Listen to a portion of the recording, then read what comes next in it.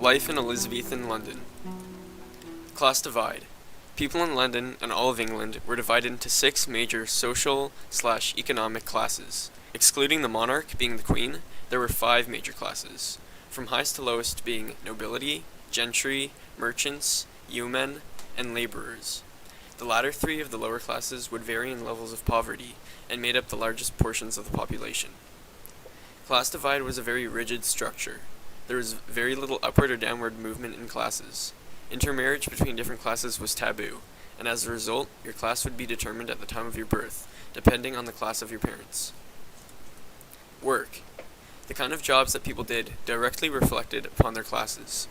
Those in the lower classes were tradesmen and craftsmen, for example, making products like shoes, textiles, bricks, and selling these products on the market. People in the middle class would perform more skilled jobs, such as carpentry. The highest classes would be born into wealth, and a lot of their work was managing their property and workers. For those without work, the government had in place one of the world's first welfare programs to give relief to poor children and elderly. The appearance of London. As a result of overpopulation and poverty, London was noisy, crowded, and especially dirty. There was a lack of drainage in the city, and sewage was often liquidated onto the streets. Because all water was dirty and most was not potable, most people would regularly drink alcohol, even children, because it was easy to preserve. This meant many people went about their days drunk, which added to crime and danger in the city. However, the city still had its draws, with buildings such as the Globe Theatre, which entertained large crowds from people of all classes. Pastimes. There were many pastimes in London in these times. These included reading, which were mainly based around travel and adventure stories. As well, sports were quite popular, especially among upper classes. Common sports were tennis, lawn bowling, and hurling, which was similar to hockey but played on a field. Another upper class activity was hunting. Gambling was also very popular and done on many activities. People bet on the outcomes of animal fights, also known as animal baiting.